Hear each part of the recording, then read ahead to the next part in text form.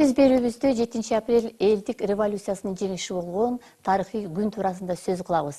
Авторитардык башкаруу жолуна түшүп кеткен эки президенттин бийлигин кулатып, жаңы системага багытталган Кыргызстандын алгачкы 3 жылы. Мына ушул жылдар ичиндеги өзгөрүүлөр, деги эле ыңкылап өзүнүн максатына жетүүдөбү? Жетишкендиктер кайсылар, кемчиликтер кайсылар, алардын себеби эмнеде деген суроолор бүгүнкү саясий темабыздын өзөгүн түзөт. Урматтуу телекөрүүчүлөр жана радио каармандар, күндүн темасында мен Талайгүл Сыдыкбековамын. Эгерде сурооңуздар болсо, бүгүнкү темабызга байланыштуу 39 21 90 65 66 04 телефондору аркылуу чыгып программага катышсаңыздар болот. Ошондой эле 35 35 кыска санын терип, SMS порталыбызга билдирүүңүздөрдү жибериңиздер. Бүгүнкү багытта биздин маегибизге сиздер бере турган суроолорго жооп берүү үчүн студиябызга меймандар келишкен. Жогорку кеңештин депутаты, Атамекен фракциясынын лидери Өмүрбек Текебаев, Кыргыз Республикасынын президентинин кеңешчиси Эмил Каптагаев бизде мейманда. Саламатсыздарбы? Биздин студияга кош келипсиздер. Мына биз темабызда белгиледик, бир канча суроолор ушул бүгүнкү биздин темабыздын өзөгүн түзөт. А дегенде мына ушул системаны өзгөртүүгө алып келген дата туурасында сөз кылганда, сөзсүз түрдө анын тарыхый шартын эске салуу керек да. Мен алгачкы суроом ушундай: деги эле ушул ыңкылаптын негизги себебин биздин коомчулукка дагы бир жолу салып кетпейлиби? Өмүрбек мырза, сөз сизде.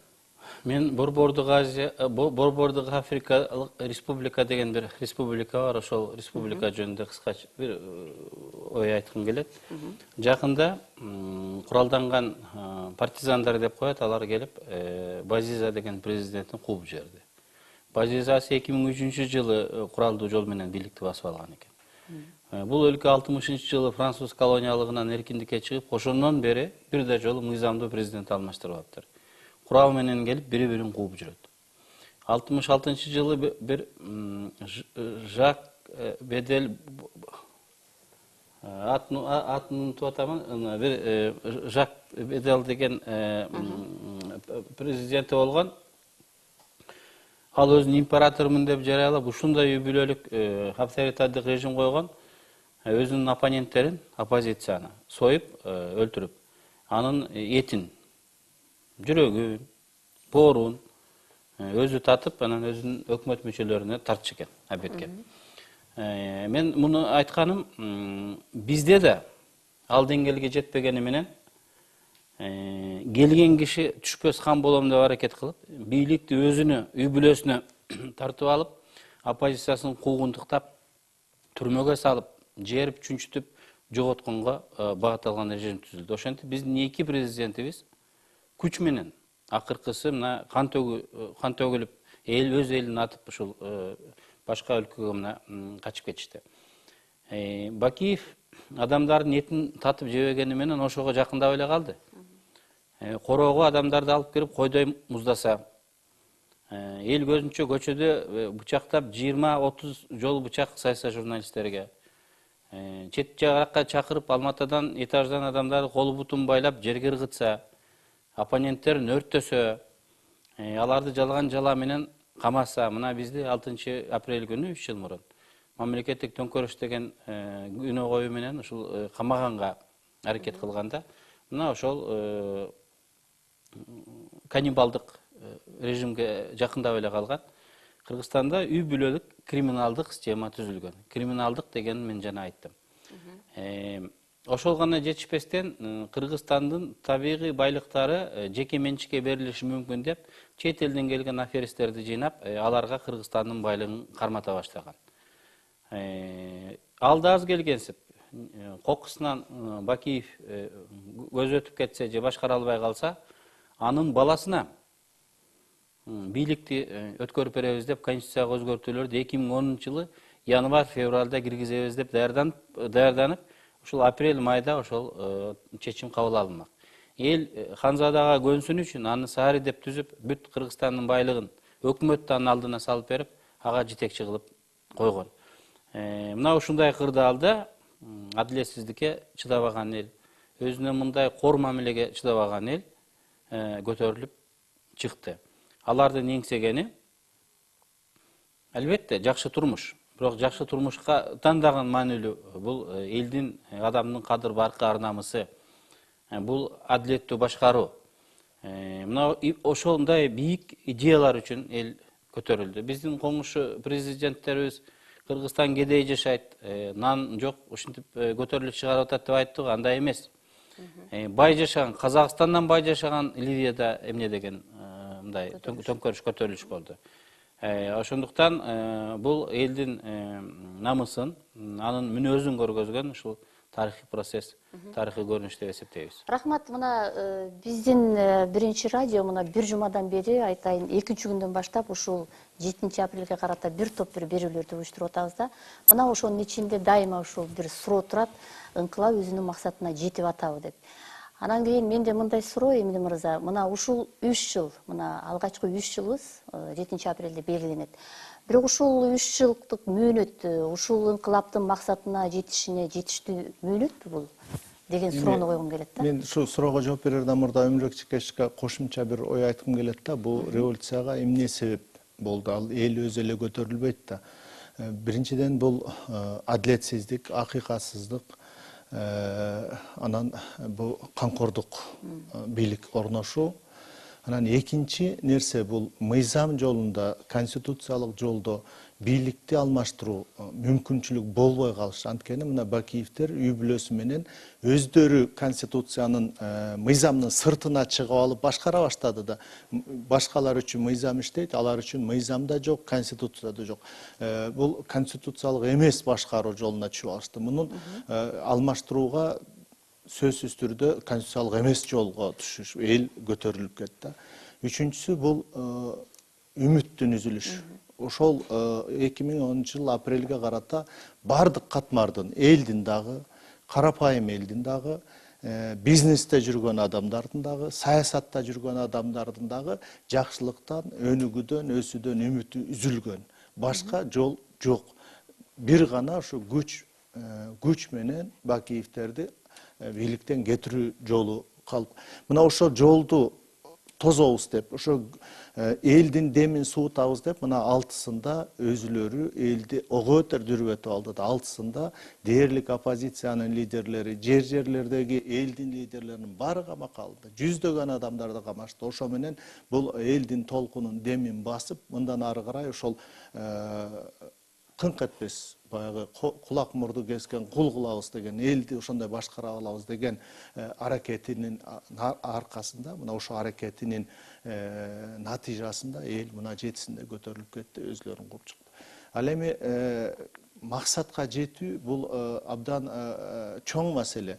Революция дароо эле 1 жыл, 2 жыл, 3 жылда ошо революция астыга койгон максаттарга жетиш деген кыйын. Бирок ошо революциянын астында дагы, революция күнү дагы, ошол эле мына азыр кайра айтышат, ошо ата бейитте, бейит башында да айтылган сөз убада толук аткарылды. Муну мен ачык эле айта алам. Анткени ошо Бакиевдерге убагында айтып келаткан үй бүлөлүк башкаруунун тамырын кыркабыз. Жаңы үй бүлөлүк эмес, жеке бийликке, жеке бир кландык бийликке жол кое турган системаны талкалайбыз. Жаңы саясий түзүлүш, жаңы мамлекет түзүлүш кылабыз деп 2008 ноябрда ошол эле оппозиция лидерлери кол койгон меморандумда саясий монополияны чектейбиз, саясий жеке бийлик чектейбиз деп анын баары аткарылды. Ошол кездеги таланган мүлктөр, текейден арзан сатылып кеткен мүлктөр ордуна коюлду. Тарифтердин баары тең ордуна коюлду. Бул биринчи максаттар гана. Бирок могу жаңы заман, жаңы системанын калыптанып калышы бул абдан оор, узакка созулган процесс. Буга биз азыр көп айтып атат да, даяр эмеспиз, эл даяр эмес. Эч ким эч нерсеге даяр болуп төрөлбөйт. Муну өзүбүздүн башыбыздан өткөрүшүбүз керек. Сабырдуулук менен, чыдамкайлык менен, анан кийин мээнет менен астыга жылбасак, бул система калыптанып, бекемдеп кетиши кыйын. Мына ушуну биз ачык айтышыбыз керек. Рахмат, рахмат, бизге азыр ак түздүү катышкан мекендештер бар экен, мен суроосун кабыл алайын. Сиз байланыштасыз. Алло, саламатсыздарбы? Саламатчылык. Менин суроом мындай боюнча, 3 депутат боюнча биздин Кыргызстандын ата уулдары эмне үчүн адилет үчүн күрөшкөнбүз. Бироктур бул карапайым элди алсак, 5 жыл тоо курдаса 5 жыл берет. Буларга 1 жыл эле берип койду. Усиленный режим болуш керек болсо да, ушул суроого жооп берип койсоңуздар. Рахмат, сурооңуз түшүнүктүү. Мен экинчи байланышта кабыл алып коеюн, анан кийин жооп берсеңиздер.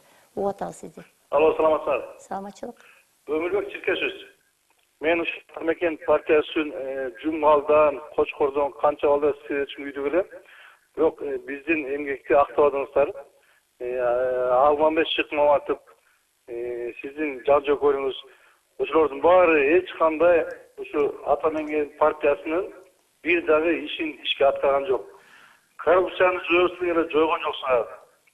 Эч кандай коррупцияны жойбой, кайра парламент система келип алып туруп, 120 депутат, наоборот, 120 Акаев, 120 Бакиевдин ордуна жеп атат. Рахмат сурооңузга. Биринчи суроодон баштайлыбы? Жооп беребизби, жооп бербейбизби? 3 депутат боюнча. Эми 3 депутат өтө оор кылмыш менен айыпталды. Минималдык 12 жылдан жогору кетмек. Бирок сот өзүнө гана белгилүү болгон ой пикир менен кээ бир ушул жагдайларды эске алуу менен ушундай чечим чыгарды. Бирок сот адилеттүүлүгү бир эле баскычта түзүлүп калбайт, ал 3 баскычы бар. Азыр соттун бул чечимине айыпталып жаткандар дагы нааразы. Көп болуп калды деп, айыптоочулар да нааразы аз болуп калды деп, алар экинчи баскычка шаардык сотко кайрылып жатышат. Биз ойлойбуз эми ошол сот чечимин чыгарат. Эми сот кандай чечим чыгарса дагы биз ага ушул моюнга алышыбыз керек. Эми сот адилеттүү чечим чыгарып жатабы? Соттор азыр деле мына пара алып атат.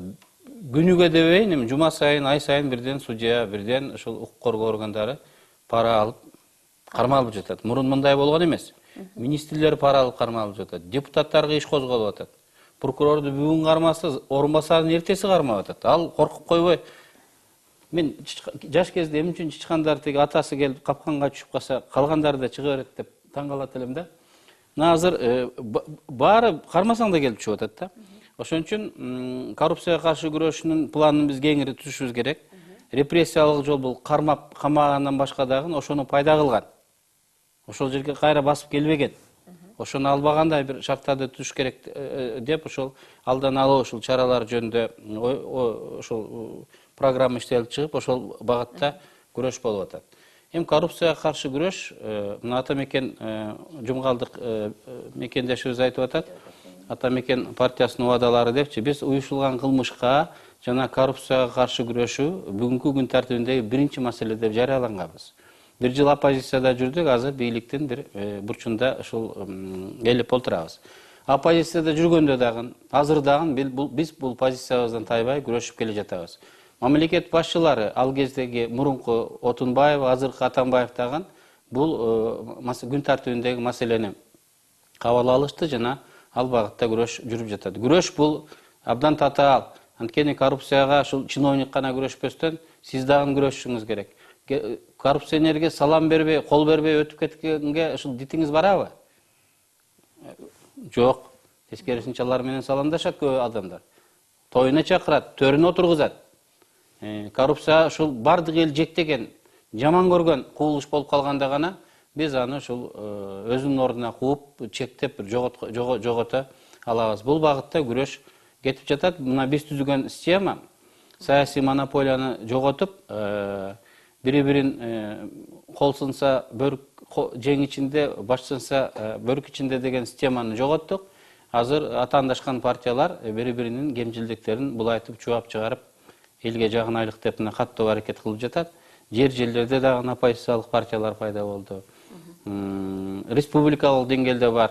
Биздин оюбузча ушул коррупцияга каршы система күрөшүш керек. Албетте конкреттүү мамлекет, өкмөт жетекчилери дагы күрөшүш керек. Сиздин айткан сөзүңүз менен мен макул эмесмин. Сиз айткан Алмамбет Шыкмаматов бир 10га жакын өкмөт тарабынан келген антикоррупциялык мыйзамдардын иштеп чыгуучулардын бири болду.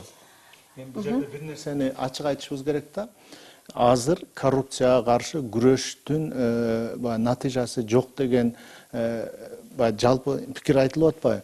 Бирок азыр ошол Бакиевдердин убагындай астынан үстүнө чейин коррупцияланган мамлекеттик бийлик системасы жок. мурдагыдай астынан жыйып келип анан бир чөнтөккө бир үй бүлөнүн баягы казынасына түшүп аткан акча агымы жок азыр. Андай система талкаланды.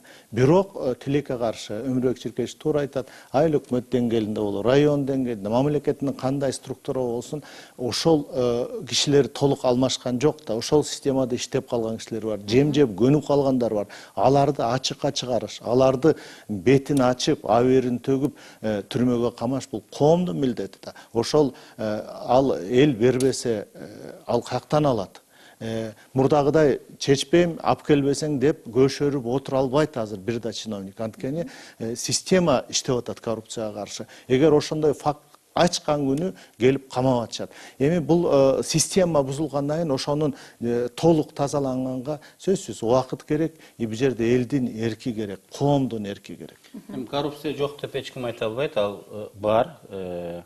Ошон үчүн күнүгө адамдар колго түшүп жатат. Күрөш келишкис жана узак мөөнөткө созулган толук жеңишке чейин күрөш болуш керек. Мен айткан жанагы мурда мындай болчу да, астынан чогултуп бир жерге акча агып келип турчу. Бул мурун ачык саясат болчу. Марат Бакиев сот тармагын, бул Жалал-Абадты, бул таможнянын баарын жыйнап келип, ошол алып келип берип аткан параллель бюджет талкаланды бүгүнчө. Ушул суроодон улам да, менде мындай суроо, мына чыныгы азыр ушул демократиялык кадамдар болуп атат, жаңы системага багыт алдык. Мындайча айтканда, мурдагыдай президенттер ичип жеп атат деген түшүнүктөн арылганыбыз ушул биздин экономикабызда байкалып атат деп айтсак болобу? Мисалы үчүн ушул Мен сүйлөшкөн адамдар мага мисалы көп рахмат айтышат. Бизнесмендер, өзгөчө чоң бизнесмендер, рахмат. Мен аттарын айтпай эле коеюн, жогорку кеңештеги депутаттар дагы. Мурун Максим Бакиев мынчасын бересин деп келет эле. Бүгүн менин бар экендигимди эч ким билбейт дейт. Бирөө келбейт да, сурап да койбойт, жардам да бербейт, кыйнабайт. Менин бар экендигимди эч ким билбейт. Өзүмдүн заводумду куруп атам, өзүмдүн тиги бизнесимди өркүндөтүп атам деп мурункудай системага салынган. Жанагы кылмыш дүнөөлөрү келип, үй бүлөгө деп бөлүп койгон жоголду. Бирок биз кылмышкерлер жоголуп кетти деп айта албайбыз, алар бар. Бирок мурункудай мамлекет менен тең тайлашкан система болбой калды. Коррупция жок деп айта албайбыз. Мурункудай мамлекеттик налог системасы менен, мамлекеттик бюджет менен тең тайлашкан, бир үй бүлөнүн кызыкчылыгы үчүн иштеген система болбой калды. Майда тамырлары абдан көп, алар менен күрөшүшүбүз керек. Тамырлары жоголобу? Жоголмок турсун, алар бүгүн заманды өзгөртөбүз, эскини кайтарып алып келебиз деп күрөшүп атпайбы? Рахмат, биз бүгүнкү ушул темабызга кайрадан кайрылалы. Мына ошондой болсо дагы коомчулуктан наразычылыктар бар. Биз туура жаңы башкаруу жолуна түштүк, жаңы багыт алдык дегенибиз менен, мына ушул конституцияны дагы сынга алып атышат да. Мына бүгүн эле ушул оппозиция менен бийликтин бүгүн жолугушуусунда дагы ушул маселе көтөрүлдү. Өмүрбек Чиркешевич, айтсаңыз, негизи парламенттик бийлик бул Кыргызстан үчүн, Кыргызстан таят үчүн мына 3 жылдын практикасын алып караганда керек бекен ушул? Бес түзгөн система иштеп жатат. Өзүнүн алгачкы жемиштерин берип, сыноодон ийгиликтүү өттү. Эми мен алар кимдер айтып аткандыгы, алардын аргументтеринин сапаты жөнүндө эле айтпайын да. Баары айтат, биз дейт парламенттик системага даяр эмеспиз дейт. Мен сурагым келет. Биз президенттик системага даярбызбы? Кайрадан кайтып барганга. Жок, даярбызбы? 20 жыл, Эмил, 20 жылдык тарых көргөздү. Биз ага даяр эмес экенбиз да. Эгер бир адамды начальник кылып койсок, баарыбыз кошоматка койсоюп, сиздики туура деп жүгүнөт экенбиз да. Балабызды, тууганыбыздан дагы танып, баш тартып, ага кызмат кылганга даяр болот экенбиз да. Кояй деп коргоп кала турган адам болбой калат экен да. Башыңа иш түштү, досуң дагы, тууганың дагы сенден качып, кой жогору жака жаман көрүнүп калды деп качып, тиги мына ошол каннибализмге гана жеткен өзү криминалдык система түзүлдү да. Биздин 20 жылдык тарыхыбыз, биз жеке бийлик бизге орусча айтканда противопоказано. Ал бизге зыян. Ал каршы экендигин көргөздү. Анан кийин ар бир конституциянын негизги милдети бул бийлик маселеси. Бүгүнкү конституция бийлик маселесин чечип жатат. Мен жана Борбордук Африка өлкө республикасын бекер айткан жокмун. Биз ошондогудай уланган төңкөрүштөрдү токтотушубуз керек болчу. Бизде дагы шайлоо жолу менен эл бийлиги алмаштыра тургандай жагдайды түзүшүбүз керек эле. Ошондой жагдал түзүлдү. Орто Азияда биринчи жолу бизде шайлоо жолу менен президент алмашты. Андан кийин коалициялык өкмөттү дагы конституциянын да көргөзүлгөн тартипте өзүнөн өзү кыргыздар өмүр бою коалиция түзүп жүргөндөй 2 жумада эле жөн эле мындай кеңешип чечип койду. Анан бул конституциянын негизги милдетин бийликти бөлүштүрүү жана аны алмаштыруу принцибин милдетин аткарып жаткандыгын көргөздү. Бүткүл Магриб өлкөлөрү деп коет экен, тиги араб өлкөлөрү, жакынкы жана түндүк Африка өлкөлөрүндөгү окуялар дагы ушуну көргөздү. Мен айтып өткүм келет. Өзгөчө мо Жумгалдык тууганыма аты жөнүн айтпады. Эгер чын эле Жумгалдан звонок кылган болсо. 7000 жылдык тарыхы бар, 6000-7000 жылдык тарыхы бар Египет 2 жылдан бери маселени чече албай атат. Конституциясынын акыркы вариантын ала албай атат.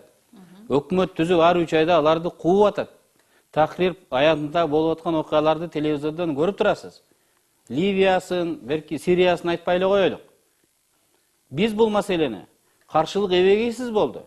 Коңуш өлкөлөр, чоң империялар каршы болду. Чегерабызды жаап, чымын өткөрбөй коюшту.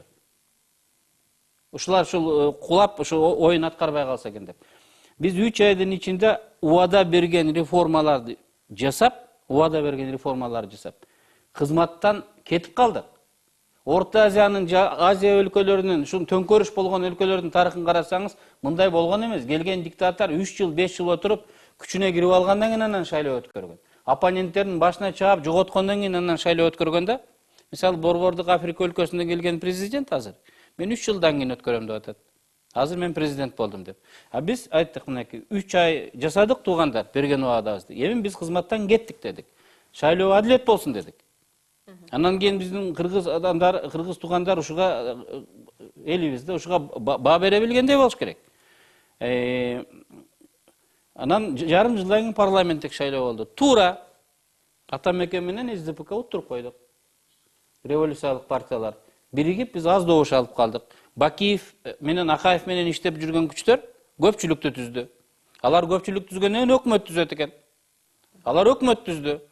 Анан кийин өкмөттө алар түзсө, революциялык партиялар берген убадаларын тиги андан ары аткарыш үчүн даңгыр жол жок да. Кандай күрөш болгондугун өзүңөр көрүп турдуңар. Ошондуктан биз муну туура эмес дебейбиз. Эл кимди тандаса, ошол келиш керек. Бакиевчилерди тандаса, бакиевчилер келиш керек. Биз ошого татыктуубуз. Жок, Акаев жакшы башкарган экен, Акаевка добуш беребиз десеңиздер, эртең ага добуш беришиңиздер керек.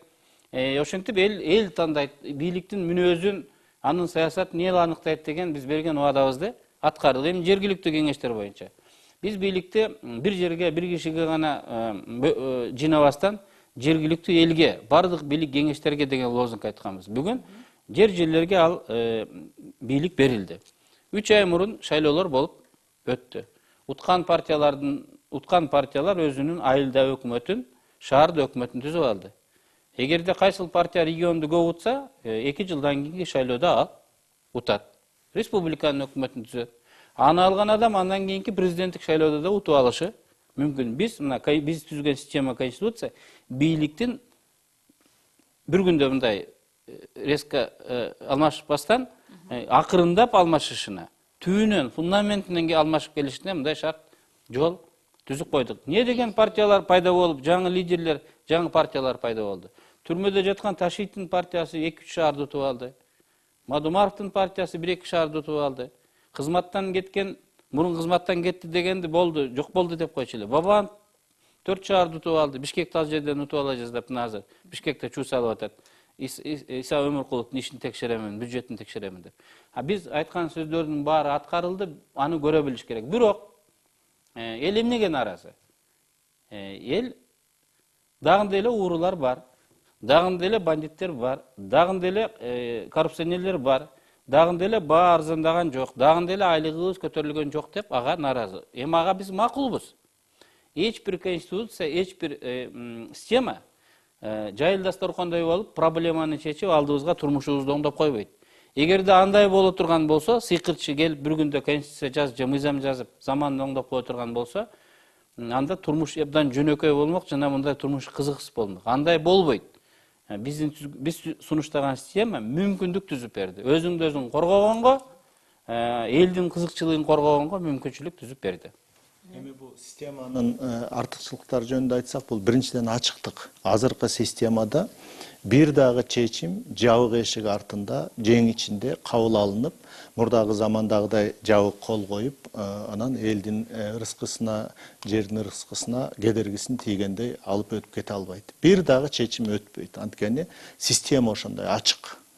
Бийликте оппозициясы дагы, пропозиция баары бийликте отурат. Анан системанын экинчи артыкчылыгы мына ушу конституциянын шартында акыркы 3 жылда бул Бакиевдер бийликте кеткенден кийин да 3 жолу бийлик алмашты. Мына өлкөдө 3 жолу бийлик алмашты. Биздин система туруктуу иштеп атат. Анткени мына биринчи убактылуу өкмөт 3 ай иштеп туруп бийликтен кетип, техникалык өкмөткө өткөрүп берди. Жаңы конституция кабыл алынгандан кийин мына техникалык өкмөт, башында Россакында турган техникалык өкмөт жаңы шайланган парламент түзгөн өкмөткө өткөрүп берди. Ал жерде мына ата журт республика башында турган бийлик партиялары түзүлдү. Мына СДПК менен биригип.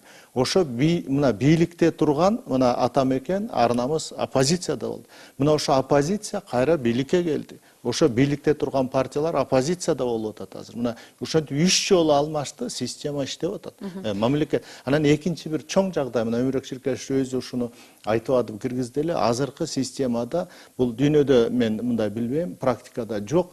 Бийликке келген гана партиялар бул укук коргоо органдары менен бюджетти бийликтеги партиялар тейлейт. Кайсы жерде болсун, ошон үчүн күрөшүшөт. Бюджетти тейлейбиз, анан кийин өлкөдөгү күчтү кармап турабыз деп. Бирок Кыргызстанда ошо укук коргоо органдарын тейлөө менен бюджетти тейлөө оппозициянын колунда да. Мына азыр оппозициядабыз деп кыйкырып аткандар өзүлөрү мамлекеттин эң орчундуу жерин кармап башкарып отурушат. Бул жагынан аларда да жоопкерчилик абдан чоң да.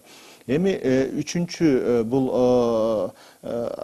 мындай бир чоң нерсе, бул азыркы конституция боюнча айтып атпайбы? Мына бүгүн да айтып атышат. 93-жылкы конституцияны алып келиш керек. Бул конституция жарабай калды. Бул жерде бир эле нерсе, ошол айтып аткан кишилерден сураса, азыркы учурдагы кайсы көйгөйлүү маселелерди чечүүгө азыркы конституция тоскоол болуп атат. Кайсы жери чечилбей атат. Ошо маселени 93-жылдагы конституция кантип чечип берет? Ушуну айта алышпайт. Конституцияны окушкан эмес, 93-тү окуган эмес, азыркыны окуган эмес, анан эле 93-тү алып келсе эле, ошо 93-жылдагы конституциянын негизинде эки режим иштеди да бизде. Акаевдин режими дагы, Бакиевдин режими да ошо 93-жылкы конституцияга негизделип иштеген. Мына ошону ачык айтышыбыз керек. Конституцияда эмес, саптай албаган учук тандайт эмес. Кеп өзүбүздө, өзүбүздүн саясий маданиятта, өзүбүздүн иштөөбүздө болот. Рахмат. Мен дагы ушуга байланыштуу суроо берейин деп турам, бирок бизде көптөн бери күтүп калган мекендештер бар экен, биз кабыл алабыз. Сиз программадасыз. Сурооңузду бериңиз. Алло.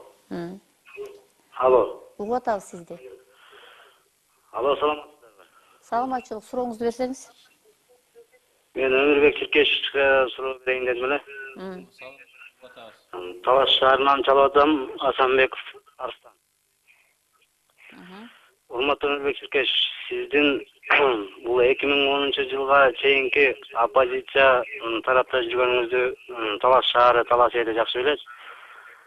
Андан кийин 7 апрель күнү убактылуу өкмөттү колуңуздарга алгандан кийин ошол Бакиев Ак үйдөн чыгып качып кете элекчи эле Бакиевди ошол жерден кармап калыш баарыңыздардын сөзсүз эле сиз эмес, Атамбаев, ошол жердеги эле Сариев баарыңыздардын колуңуздарда келе турган нерселер да.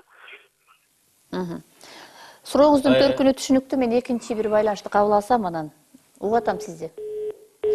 Макуланда. Эми тарыхта андай кылса болот деп оңдой албайбыз. Мына ушундай болуп калды. 7 апрель күнү Кыргызстанда бийлик жок болду. Бирок бийликтин структуралары Бакиевке берилип турушту. 7 апрель күнү биз түрмөдөн чыкканда, мен КГБдан чыкканда, артыбызда КГБда ичи толгон бакиевчилер курал менен турду. Бул капталыбызда МВДнын ичи толгон куралчандар турду. Бул жерде Ак үйдө элди атып, автоматчандар турду. Бул жагыбызда Миноборонада Бакиевке берилебиз деген башкы командачы да кол турду. Бизди эч ким уккан жок. Бакиевди келип кармап кел деп айткангачы. Көчөдө турган балдарды барып карма деп айтканга же өзүбүз башында туруп алып чуркаган бул акылсыздыкка сыймак. Анткени бул жерден атып атышты. Атып аткан качан токтолду? Бакиев бул жерден качып чыгып Ошту көздөй учканда гана токтолду. Ошондуктан ал эми Ошко барганда биз кармап келелик деген ыктыярдуу группалар да чыкты. Аскерде жөнөтөлүк деп ойлоп көрдүк. Бүгүн аны айта берсе болот. Бирок Казакстандын президенти, Россиянын президенти, Американын президенти түз чыкпаса да орустар аркылуу чыгыптыр. Согуш болуп кетет. Абайлагыла деп айтты. Мына Казак президенти кийинмен жолукканда айтты, тиги президентиңер дейт, мына мен куралчан 500 адамдар менен турам, керек болсо мен согушам, қан төгөм деди. Мен араң токтоттум.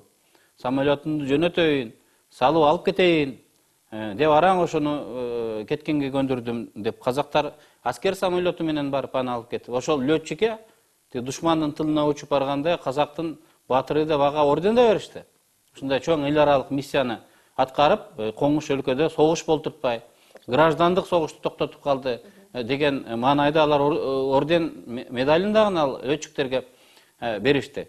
Мына түштүктө өзбек кыргыз жаңжалы чыкты ар кандай провокаторлордун дукурусу менен. Ал эми граждандык согуш чыгып кетсе эмне болот эле? Мына башка өлкөлөрдүн мисалы мен Египеттен тиги Ливиядан баштап Сирияга чейин сөз айтып отурабыз. Афганистанды эми айтпай эле коелук. Мына 20 жылдан бери мына андан ашык мына келише албай жүрүшөт. Ошондуктан мен ойлойм, эми тарых ушундай болду, кармап калсак жакшы болмок. Бирок мен бир нерсени билем. Мына ата бала Бакиевтер бир туугандар камалды. 25 жылдан ашык кесилип атат. Максим Бакиевди америкалыктар 20 жылдан 40 жылга чейин кесебиз деп отурат. Түшпөс хан болбой тургандыгын араб өлкөлөрүндөгү, Кыргызстандагы тарых көргөздү. Бүгүн болбосо Лукашенко эртең түшөт алмашат. Кийинки келген президенти Пиночетти деле канча жылдан кийин сот адилеттүүлүгүнүн колуна түштү, дарыланамын деп Великобританияга келгенде кармашты. Алышты. Эртеби кеч мен ойлойм алар жазасын алат. Суроогундай да ушул мындай суроо берип, ошо жетисинде кармап калбайсыңарбы дегендер көбү ушул окуяларды телевизордон көрүп, кино көргөндөй карап отурган адамдар эле айтат да. Ошол 7-си, 8-и, 9-у Бишкекте ошо Ак үйдүн жанында болгон адамдар, айрыкча 7-си түнү, күнүз, кечки анан түнү ошо Ак үйдүн жанында жана Кызыл Кыргында болгон бир да киши антип айта албайт да. Анткени ошол кездеги реалдуу абалды өзү башынан өткөрдү, өзү ошол жерде турду да. Анан экинчи жагы бул убактылуу өкмөт 3 ай иштеп, мына 3 ай иштеди деп атпайбызбы? Ошол кезде кандайдыр бир деңгээлде туура адамдардын жасаганынын эң башкы далили бул Кыргызстанда жарандык согуш чыккан жок. Кокту болуп атышып калган жокпуз. Уруу болуп атышып калган жокпуз. Ошондой коркунуч болгон. Эгерде биз ошондо революция кылдык, барып басып алабыз, Бакиевди ошол жерден кармап келебиз деп, мисалы үчүн кол аттанып, ошол жерде миңдеген балдар барабыз деп атты. Колонна болуп, мылтык алып, түштүктү карай жөнөгөндө ошол Бакиев тейитте 500-600 автоматча менен отурганда ошол жерде кандай Кызыл Кыргын болот эле мисалы үчүн. Макул, Бакиевди жалгыз өзүнүн башын чыгарып бердик. Ошондой жоопкерчиликти ошол кезде мына Россакына өз мойнуна алды. Бирок ошол чечим кандай оорго турганын, кандай тарых астында, эл астында жоопкерчилик, ошонун өтөөсү кандай болду? Өтөөсү андан ары биздин элдин, карапайым жигиттердин каны төгүлгөн жок. Мына ошол чоң жетишкендик. Биз эмне мына ошол жерде атып атканда эмне кылдык биз? Мен 8-9-дарда Болот шерди менен Ички иштер министрлигине бардык. Куралчан бронежилет кийген адамдар эптеп кирип эл тарапка өткөлө. Убактылуу мына Болот шер элдин атынан ушул сиздерге көзөмөл жүргүзөт. Эгер алар өтө турган болсо, атпагыла деп команда бергиле. Ак үйдү таштап, куралчан силердин солдаттар чыгып кетсин деп бардык. Бизди жакшы тосуп алышты. Бирок айтышты, башкы командачы турат, биз ошонун гана командасына сиздерди сыйлайбыз. Болот Болот Черниязов эле, Болот Есентаевич мына министрдин кабинетине керек болсо кирип отура берсин, бирок биз аны укпайбыз деди. Бул биз токтотуп калуу, кан төгүүнү токтотуп калуу амалы менен, аракети менен биз сүйлөшүү жүргүзүп аларды эл тарабына өткөргөнгө аракет кылдык да. Мен экинчи жолу түнкү саат 11:30 баргандан кийин, Бакиев качып кеткенден кийин, алар ишенген кожосу калбай калгандан кийин гана алар багынып өтүп, биз ушу силер койгон адамга баш ийебиз деп, анан кийин гана өтүп беришти да. Мына сиздер экөөңүздөр тең ошол учурда убактылуу өкмөт мүчө болуп ошол жерде иштедиңиздер да. Ушул жагында көптөгөн бир дагы ушулар алдын ала көрбөй койду, алдын ала чечпей койду деген сын пикирлер бар болчу да. Эми ошол боюнча эсимиз билдирүү келиптир. Мен ошону азыр ушул сиздин сөзүңүздөн кийин ушул замат эле окуп коеюн деп атам. Революциянын ишке ашпай жатышына оштогу окуя дагы терс таасирин тийгизген. Муну атайын уюштурду деп айтсак болобу дейт аягы 39 менен бүткөн Алыбек. Бул атайын ушулган. Тукурул эки тараптык тукуруп өзбек кыргыз кылып ушул провокаторлор жүргөн. Эми тилекке каршы убагында аларды фиксация кылып укук коргоо органдары кармап кала алган жок. Кедергиси абдан чоң тийди. Эгер ал болбогондо биздин ушул реформалар абдан ылдам масштабтуу кетмек. Анткени ал Кыргызстандагы саясий кырдаалды түп тамырынан өзгөрттү. Мен жана айткандай, революциячыл партиялар ошонун кесепетинен бүтүндөй бир региондорду уттуруп, таптакыр бүгүн реваншисттик деп жүрөбүз. Ошол күчтөр, бакиевчилер ачыгын айтканда келди. Алар менен сүйлөшүп, алар азыр эми мындай позициялар жакындап кетип атат. Позиция жакындаш үчүн 3 жыл өттү. Мурун алар баррикаданын бул жагында болуп элди атып атып, биз бул жагында болуп камалып жүргөн адамдар 3 жылга чейин эл алдында жакшыбыз деп отурган менен сөз таап, ишенич да кыйын болду. Мынакей ошол 3 жыл кармалды. Сотто мындай кылайлык десек, жок, мындай кылабыз дейт. Мындай кылабыз десек, тигиндей кылабыз дейт. Биздин талашып жүргөндүгүбүздү мына телевидение, гезит беттеринен деле өзүңүздөр көрүп турасыздар. Ош окуясы кардиналдуу Кыргызстандагы саясий кырдаалды өзгөрттү. Бир кошумча ошол атайын уюштурулганы бул факт. Мына Маевкада эмне болду? Жер, бул жерде бош жер бар, үй саласыңар, келгиле ошол жерден жер бөлөбүз деп элди чогултуп алып, анан ошол эле чогулган элди ушул жерди алалы десек, мына ушул коңшу айылда түрктөр турат экен, ошолор бербей атат деп тукур бийип, ал жерде жаңжал чыкты. Кудайга шүгүр басылып калды. Ошондой эле Александровкада да, Токмокто дагы, Новопокровкада да уйгур кыргыз, дунган кыргызга тукуруу иштери көп болду. Ал жерден эч натыйжа чыккан жок. Оштун чыгышынын биринчи максат эмне болгон? Бул убактылуу өкмөттү сындыруу. Экинчи, ушу убактылуу өкмөт астыга койгон референдум, конституциялык түзүлүштү өзгөртүүгө жол бербөө, саясий турукташып кетүүгө жол бербөө. Ошонун далили катары эле мына Ош чыгып басылганда эмне деген гана мындай кысым болгон жок. Булардын бети жок. Мынакей ушунча кан төгүлүп атса референдум өткөрүп атышат. Референдум токтотуш керек, муну 1 жылга калтырыш керек деген сөз менен аябай катуу бул маалымат согушунда ачышты да. Бирок ошол кезде эрк, саясий эрк болбосо, бийликте эле калып калабыз, кармап калабыз деген ниет болгондо референдумду жылдырып, Кудай мындай бербеспи, эски конституция бийликти кармаганга абдан көп мүмкүнчүлүк тузуп турганда, ошондой кете берсе болот эле, бирок жок. Максат башка. Биз өткөн мезгилге 3 ай, 6 ай деп койгон сроктон жыл башыбыз керек деп мына референдумга бул саясий тобокелчилик эмес, бул саясий эрк болгон. Референдумдун өтүшү менен алардын максаты ошол июнду кан төгүүнү кагылышты уюштурган максаты ошо менен ташкапты да. Референдум өтүп кетип, ошо менен алар отуруп калышты. Болбосо бул тамыры терең окуя болчу. Рахмат, саясий эрк деп мына сиздер баштап калдыңыздар, бирок азыркы коомчулуктагы нааразычылыктагы ушул саясий эрк, азыркы бийликтин саясий эрки жетпей жаткандыгындагы сынга алатышат да. Кээ бир маселелерди чечкиндүү түрдө мындай чечип кое турган маселелерге биздин бийликтин саясий эрки жетпей атат деген дагы бир нааразычылык бар. Сиздер ушуга жооп бересиздер, бирок менде азыр кайра суранып атышат, биздин программабызга катышып аткандар бар экен. Мен угуп жатам сизди, мекендеш. Сиз байланыштасыз. Алло. Сурооңузду тезирээк бериңиз, бизде убакыт өтүп атат. Алло. Угуп атабыз. Салам алейкум. Мен Өмүрбек Чиркешевичке суроо берейин дедим эле. Өмүрбек Чиркешевич, сиз ушу Акаевдин бийлигинде да, Бакиевдин бийлигинде да тик туруп, бетин айтып, кылган иштерин коркпой, үркпөй эле айтып келатасыз. Ушу Кыргызстандын тарыхында, жаңы тарыхында ушу тарыхка кала турган адамсыз. Мен сиз менен сыймыктанам. Мен ушул 7 апрелден кийин чоң иш кылдыңыз, ушу парламенттик башкарууну бирден бир салымды сиз коштуңуз. Анан ушул революциядан кийин мен ойлодум эле, ушу сиз ушу сот системасына бир жакшы бир жаңылыктарды киргизесиз депчи. Ушулардын кылган өкүмдөрүн жеңил, жымсал, актап койгон жерлери эмне үчүн бир көзөмөл жок. Бул рахматка жасап аткан жок да, булар акчага эле жасап атпайбы? Өкмөттүн, элдин кедергисин кесип аткан сот болуп атпайбы? Ушуга бир салымыңызды кошсоңузчу. Сизден суранам, рахмат. Рахмат. Кийинки байланышта кабыл коюңуз. Аракет кылабыз. Биз угуп атабыз сизди. Экинчи байланыш. Алло. Сурооңузду бериңиз. Саламатсыздарбы? Угуп атабыз сизди. Бул Бакиевтер кармалды деп атпайбы, эмне ушуларды алып кирилбейт азыр? Кыргызстанга эмне киргизбейт, ошону берейин дедим. Сурооңузду ачык бербейсизби? Жакшы улбагалы макул. Окусоңузбу?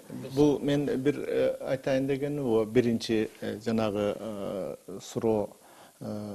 Бул парламенттик демократия дегенде Өмүрбек Чиркешев жана туура айтты. Элдин каалоосу менен, элдин добушу менен ушул системага, замандын ушу өзгөрүшүнө, замандын ушунугуна таптакыр каршы адамдар бийликке келди да.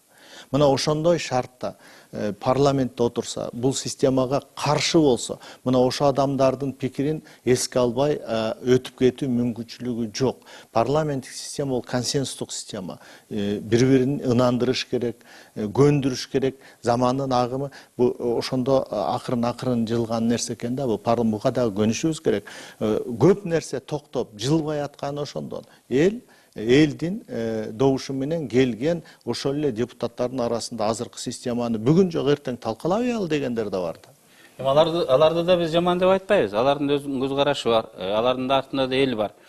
Мурунку системадан азыркы системадан бир айырмасы, мына Эмил туура айтты да, мурун уткан адам баарын алган. Утулгандын шору болгон. Ал жок болуш керек болгон. Азыр биринчи орунду алган дагы өзүнө тиешелүүсүн алат, экинчи орунду алганда да, үчүнчү орунду алганда да. Оппозицияда калганга дагы ишкердүүлүк мындай гарантияланган. Ага да бийлик берилет. Эми аларды санап отурбайлы, көп билип калды. Анан бир партиянын добушу жетишсиз болуп калгандыгына байланыштуу ал шериктешип коалиция түзүп иштешке туура келет. Арасында ар кандай жана рак, шутка, лебет дегендей эле да, ар кандай күчтөр турат да. Эми биз ушул системаны тормуз болот кедичи. Тормуз болсо дагы ушул система туура деп атабыз.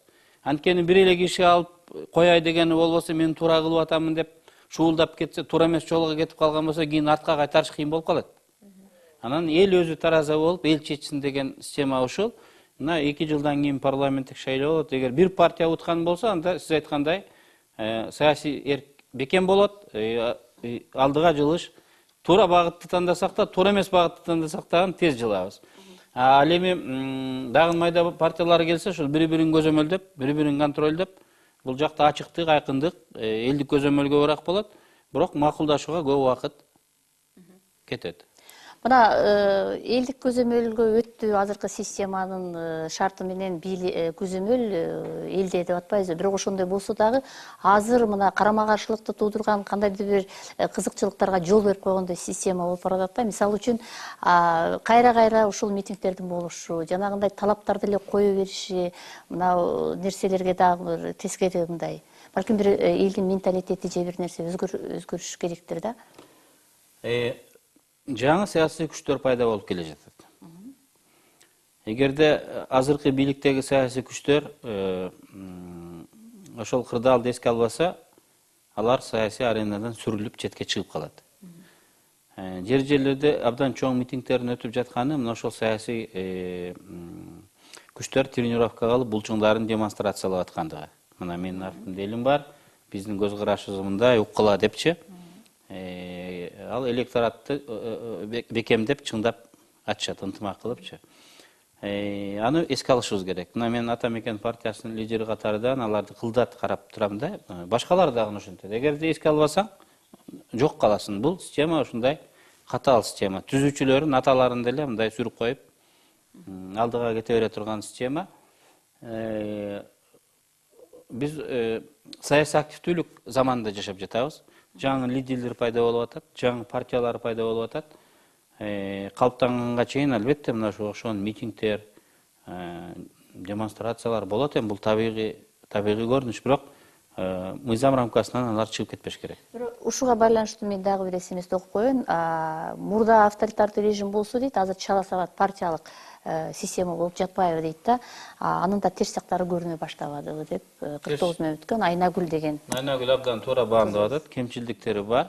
Бирок ошол кемчилдиктери биригип мына оң жыйынтыктарды берет. Эгер мына чала сабат парламент дейсиз. Бул парламенттегилердин 70% Бакиевдин убагында ошонун айланасында жүрүп бийликте болгон. Калганы Акаевдин убагында бийликте болгон. Ошолар эле отурат. Бар эле эл айтып атпайбы? Анан кийин бирок бүгүн айырмасы алар атаандашат. Конкуренция болот, тезирээк өсүшөт, өсүп атканы байкалып турат. 2 жыл мурунку парламент менен бүгүнкү парламенттин ортосунда мындай айырма абдан чоң. Митинг анан талаптар деп атпайм. Мына митингдер, анын талаптары дагы бир кызык талаптар да болуп калат да. Мына жакында ошо мына Жалал Абадта чоң митинг өттү, 8 талап бийликке койдук деп айтылып атат. Ошо талаптын бири ушу бийлик системасын Акаевка, Бакиевке кызмат кылгандардан тазалансын деген талап койду да. Ошол талаптын башында мына Келдибеков менен Мадумаров жүрөт да, мисалы үчүнчү. Анан мен ушундан улам ойлойм да, значит, демек ушул коомдун тазалануу процесси мындай бир топ терең кетип калгандай болуп калды да. Анткени бул ошол экөөнүн жеке талап эмес да, бул элдин талабы болду. Бирок ошо жердеги эл эгерде Келдибеков менен Мадумаровду колдоп турса, анда мындай талап коюлбайт эле да.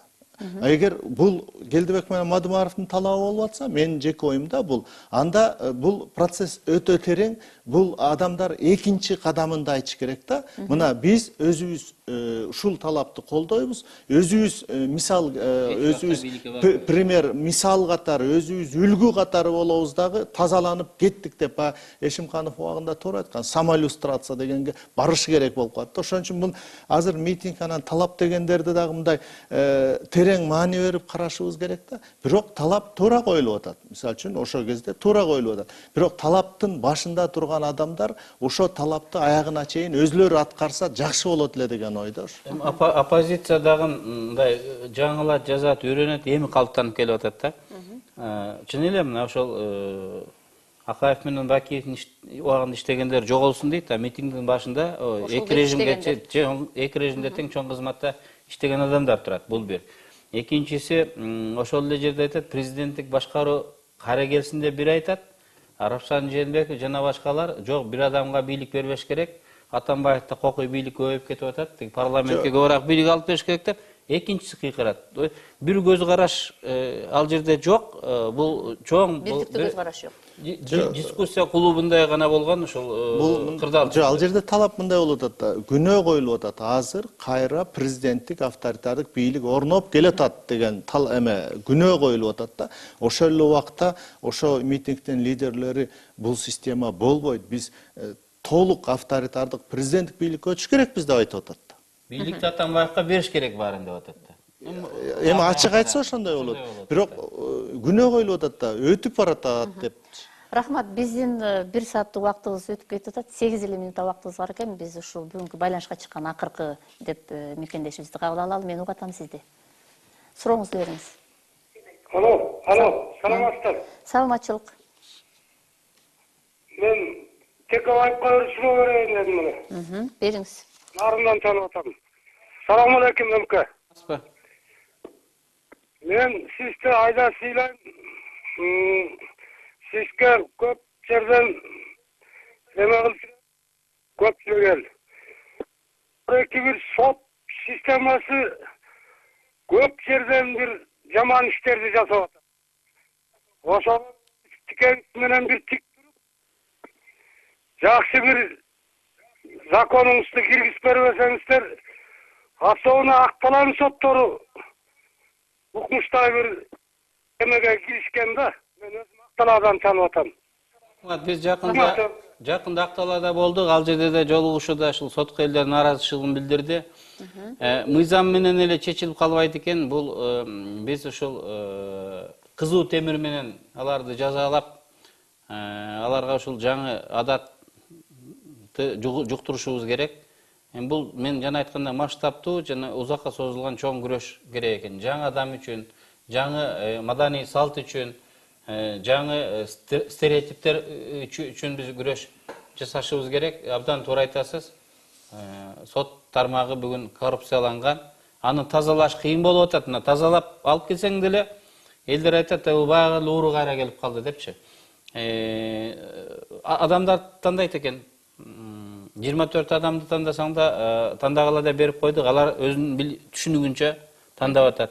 Бүгүн оппозиция менен жолукканда айтат, 24 адамыңар бузулду, бир 35-40ка жеткирбейликпи деген дагы ой пикирлерди айтып атат. Эми менин оюмча Атамбаев бул багытта программа түзүп, жоопкерчиликти өзүнө алып жатат. Мен ойлойм, биз жардам беребиз, ийгиликке жетишибиз керек. Рахмат, Эмиль мырза, мына бизде азыр убакыт азайып баратат. Мен дагы бир СМСти окуп коеюн. Бул апрель сотуна байланыштуу экен. Апрель соту ушул мындай адилеттүү өтүп атат деп ишене аласыздарбы дейт. Бул сот качан бүтөт? Эми сот адилеттүү, адилетсиз дегенде бул өкүм чыккандан кийин ошол тараптар айтат да, тараптар айтат. Ал эми жанагы айыпталып отургандардын баары ошо көпчүлүгү эле ден соолугуна байланыштуу үй камагында дегени соттун чечими да бул. Эми кандай болсо да соттун чечими ошондой болду. Менин оюмча бул акыйкатсыз нерсе. Күнөөсү, кылган күнөөсүнө ылайык ошо камакта отуруп эле сотто болгону туура болмок. Ал эми сот бул Кыргызстан тарыхындагы абдан чоң оор сот, биринчи жолу болуп аткан сот. Анан көпчүлүк эл жаңылышат да, ошо сотто ошо айыпталып отурган адамдар менен жана жабырлануучулардын ортосундагы сот, ортосундагы бир жаңжал катары, эки киши мушташып кетип, анан бири-бирин сотко берген катары карап атпайбы? Андай эмес. Бул сотто негизинен ошо мурунку кылмышкер режим ошол сотто болуп атат да. Бул сот ушу эл менен Бакиевдердин бийлигинин ортосунда сот. Ушу соттун жыйынтыгы менен биз тазалануу, негизги тазалануу процессини ушул соттун жыйынтыгына карата. Кийинкилер билиши керек, кандай кылмыш кылбасын, кандай айла амал кылбасын, акыры жоопко тартылаарын билиши керек да. Эми бул сот аягына чыгат деп мен ишенем. Азыр мына процесс этектеп аягы өзүнүн логикасы менен жылып атат. Анан экинчи жагы бар, элге ачык айтышыбыз керек. Бүт эл аралык коомчулук ушу сотту карап отурат. Бул кыргыздар мыйзам чегинде соттойбу, же баягы өз билип эле өзүм билем соттоп салабы деп. Жана Бакиевдерди бербей аткандар да ошондой. Силерде акыйкат сот жок, силер буларды алып барсаңар жөн саясий куугунтук сотко айлантасыңар деген шылтоо менен бербей атышат да. Ошон үчүн бул сотто мүмкүн болушунча сот ошо алып бараткан сот системасы процессуалдык нормаларды толук сактаганга аракет кылып атат. Ошонун аркасы менен бул чоюлуп баратат да. Ал жерде абдан көп адвокат экен, ошол айыпталуучулардын эле 20дан ашык адвокаты бар. Алар күндө бирден арыз киргизсе, ошо арыздарды карап отуруп эле бир ай өтүп кетип атат да. Муну да биз туура түшүнүшүбүз керек. Рахмат, эми бизде азыр 3 эле мүнөттө убактыбыз калды. Эми бүгүн ушул апрель окуясына 3 жыл толуп атат деген темада биз бүгүн программабызда жыйынтыктасак, Өрмөк мырза, мына биздин ушул Кыргызстандын инкылаптарына, Кыргызстандын ушул болуп аткан революциясына, азыркы болуп жаткан биздин ушу коомубузда өзгөрүүлөргө дүйнө эли, ошо дүйнө дагы мындай көз салып тургандай да. Анткени биз айтып атат да, мына биздин жакшы нерселерди өзгөртүш үчүн сөзсүз түрдө Кыргызстанда инкылап керек экен деген бир саясий биз инкылаптар, төңкөрүштөр циклын токтотушубуз керек дедик. Ал Кудай кааласа токтогондой болуп турат. Экономикада ийгиликтерге жетишибиз керек. Бул биз кыргыз элине намыс үчүн керек. Биз ушул Орто Азияда бакубат мамлекеттердин бирине айланышыбыз керек. Мына жакында 7 апрель. Ошону биз майрам күнү деп жарыяласакпы деген талаш болду. Биз айттык, муну жактырганы да бар, жактырбаганы да бар. Бир аз кое турайлык, анан эл ачуусу тараганда, ызасы тараганда, Илебей жатты. андан кийин ошол күндү аныктасын деп аны мамлекеттик майрам кылганыбыз жок. Бирок ошого карабастан көпчүлүк адамдарга, өзгөчө революцияга катышкан адамдарга, үй бүлөлүк тиранияга каршы күрөшкөн адамдарга бул жеңиш күн, бул майрам күн. Мен ошол келип жаткан ошол революция жеңиш майрам күнү менен аларды куттуктагым келет. Эмилим мырза. 3 жылга карата коом өзгөргөнүн, коомдогу аң сезим өзгөргөнүн, адам өзгөргөнүн көрүп эле турабыз да. Азыр мына бийликтен коркпой, бандиттерден коркпой, криминалдан коркпой, бардыгы ачык сүйлөгөнгө жетишти. Ачык оюн айтканга жетишти. Мунун өзү чоң нерсе да. Мына ошол 10-жылды апрелдин 23-24-үндө 5-10 киши митингге чыкса, кандай камакка, кандай куугунтукка дуушар болуп атты эле. Азыр ошол заман жок. Мунун өзүн биз Кудайга шүгүрдөшүбүз. Рахмат, тилекке каршы бизге берилген убакыт өтүп кетти, бирок сиздер белгилебей калган дагы бир жагдай бул биздин ушу 7-апрелден кийин сөз эркиндиги Кыргызстанда орноду деп айтсак болот. Анткени мынакей бардык жагдайларды эске алып биз мурдагыдай эмес, каалагандай маалыматтарды берүүгө жетиштик. Бул дагы ушул революциянын дагы бир жетишкендиги деп ойлойм. Урматтуу телекөрүүчүлөр жана радио угуучулар, сиздер бүгүн апрель окуясына 3 жыл деген темада күндүн темасына ортоктош болдуңуздар. Эртең күндүн темасы оппозиция менен бийликтин жолугушуусуна байланыштуу болгон темага кайрылат. Аны кесиптешим Талайгүл Чабдарова алып барат. Ал эми бүгүнкү биздин студиябызда маек куруп берген Жогорку Кеңештин депутаты, Ата Мекен фракциясынын лидери Өмүрбек Текебаев жана Кыргыз Республикасынын президентинин кеңешчиси Эмил Каптагаев болушту. Бизге убакыт бөлүп, бизди көрүп, угуп койгон мекендештер сиздерге ыраазычылык билдирем. Бүгүнкү күндүн темасында мен Талайгүл Сыдыкбекова иштедим. Эсен болуңуздар.